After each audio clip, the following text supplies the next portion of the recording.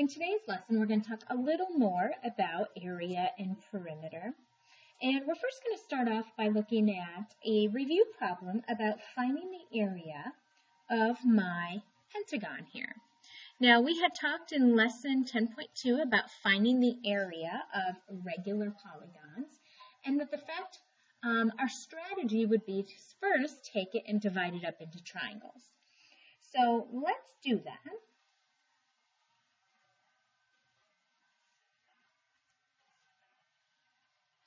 Now, in this question, it tells me that my apothem measures 10 centimeters. I've split my pentagon into triangles. I have 5 triangles that are congruent, and we know that if we find the area of one of those triangles, then we can simply multiply it by 5. Our apothem, I'll remind you, is this dotted red segment here. And the apothem is what we would look at as being the height of our triangle. Now, here it tells me my apothem measures 10 degrees. I'm going to take my triangle and I'm just going to enlarge it a little bit.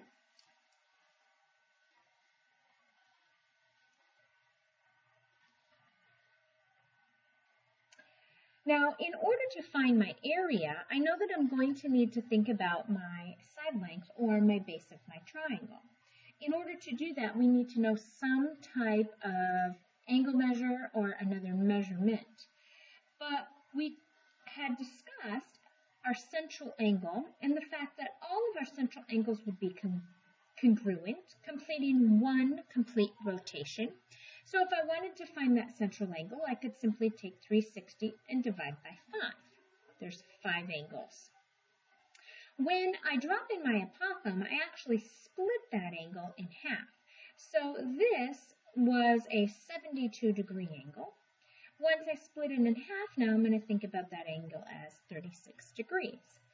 I'm wanting to know the base of my triangle, but I know that I can look at using my right triangle and my trigonometry to solve for x. When I do that, I can think about x as being the opposite side and 10 as being the adjacent side. So using SOHCAHTOA, I could set up tangent of 36 degrees equal to opposite over adjacent, or x over 10. If I multiply those, 10 times tangent 36, and I'm going to round that to about 7.3, I can think about finding the area of my triangle. If x is about 7.3, that's going to mean that my whole base is going to be double that, or about 14.6. So, finding my area here, 1/2 times the base, 14.6, times the height, which is 10. This would be for one of my triangles. But I know that in my pentagon, I actually have 5 of those congruent triangles. Multiplying all of these numbers together would give me the area of my regular pentagon. And we did do some rounding in there, so we're going to say that we get about 365 square centimeters. Taking a look at example B, the first thing I'd like you to think about is finding the area of this complex figure.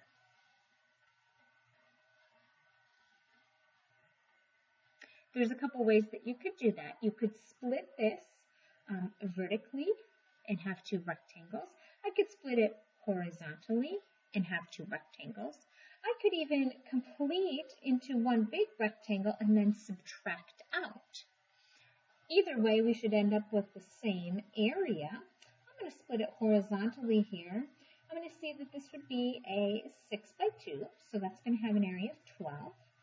Here, 3, well, if this is 2 and this was my missing side, if this whole length is 5, this is going to have to be a 3. So 3 by 3, that's going to give me 9.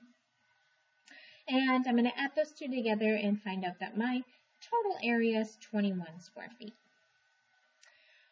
Question 2 asks us how we would convert that area into total square inches. Now, the most popular answer here is to multiply by 12, but that's actually incorrect. If you think about a square foot? Well, a square foot is 1 foot by 1 foot. And if I were to split that up, I would have 12 inches going this way and 12 inches going this way. We have a whole bunch of little squares. In fact, a 12 by 12 would mean that 1 square foot is actually equal to 144 square inches. So what would I need to do to convert that into square inches? We would need to multiply by 144.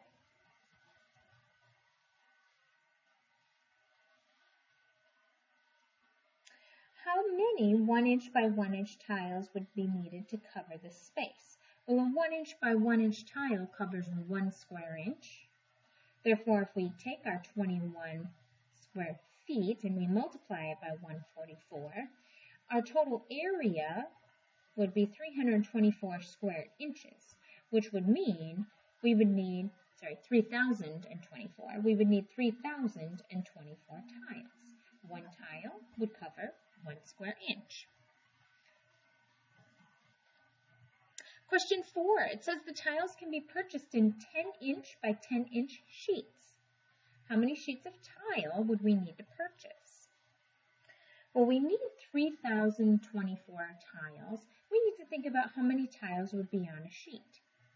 Again, my sheet is 10 inch by 10 inch, so this is a square 10 inches by 10 inches. Well, 10 by 10, that would actually give me 100 tiles per sheet. Each tile measures 1 inch. So we'd fit 10 going across and 10 down. So I'm going to take my 3,024, I'm actually going to divide by 100. Each sheet holds 100 tiles. Well, when we do that, we actually get 30.24. But we know that if we're purchasing sheets of tile, that means that we're going to need 31 sheets. We can't typically purchase 0.24, so we have to bump that up. Question 5 says the sheets are on sale at Menards for $2.98 per sheet, and if tax is 6%, what is the cost for the tile? Okay, I have my 31 sheets. We know that each one is $2.98, and so I need to first start by taking and finding my subtotal. Now as I multiply that, I'm going to find out that it's $92.38. $92.38. But we need to figure in our tax. Our tax is 6%. There's a couple ways that you can do this, but 6% of $92.38. That's what we need to figure. Well, 6%, I'll remind you that 6%, if we wanted this as a decimal, remember we'd swing it over 2 places, it would actually be 0.06. So I'm going to find 6% of that number, I'm going to multiply. And when we multiply this out, we get 554. That's the amount of tax that I have to add in to my previous 92.38. And we're always rounding dollars and cents, so we want to make sure that we keep that to the hundredth. So when I had figured in my tax, I actually had $5 or 5.5428, but dollars and cents, that's going to round to 554. So grand total for our tile, we're going to spend $97.92.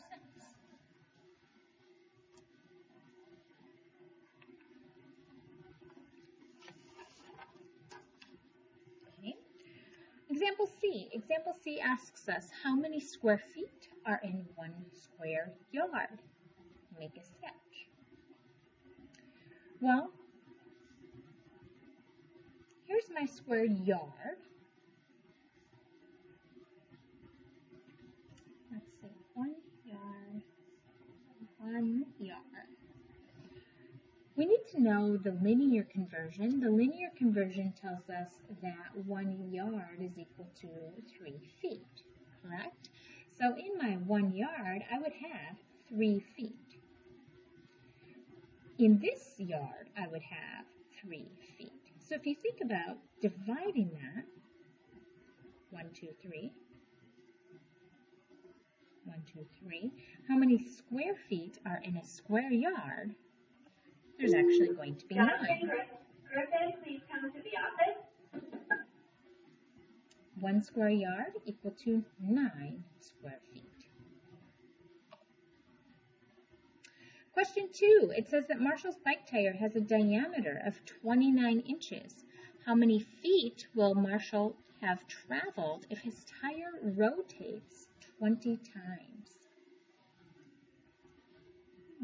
We need to think about if his tire rotates 20 times, what does that have to deal with when we're thinking about a circle? It has to deal with the circumference. Now, my bike tire, or Marshall's bike tire, has a diameter of 29 inches, and so my circumference, pi d, is 29 pi, and we could maybe give that as about 91.1, roughly. Well, can I tell how many feet Marshall will have traveled if his tire rotates 20 times? Well, keeping in mind that this is in inches, if I take that 91.1, it's going to rotate 20 times. Each rotation, he'd go 91.1 inches. Well, that's going to rotate 20 times, so he's going to have traveled approximately 1,822.1 inches. But the question asked me for feet. What do I need to do to get that to feet? You're right. I need to take my 1,822.1 and I need to divide by 12. So in the end, we are going to find that it's approximately 151.8 feet that Marshall will travel. Example D, we're going to take a look at a house plan. It says Jordan wants to install laminate flooring in the dining room. The flooring costs $3.95 per square foot and there's a 5% tax. How much will he spend? So if I look at my dining room here, I can see my dimensions are 13 feet by 9 feet. So my first job is I need to find the area he's going to cover, correct? So 13 times 9, we were going to find that we get 117. I have 117 square feet, and I'm needing to find my total cost. Well, it's $3.95 per square foot, and I'm going to multiply. 117 times $3.95, and we're going to find that we get $462.15. $462.15, although we have a 5% tax that we need to figure in. So again, we need to add in the 5%. 5% as a decimal is 0.05, so we're going to take 462.15 and we're going to multiply it by the 0.05. That's the tax that we need to figure or we need to add in. Now, when you figure this and you round dollars and cents, you're going to find that you get $23.11. I need to add 462 plus my $23.11 for my grand total of 485.26.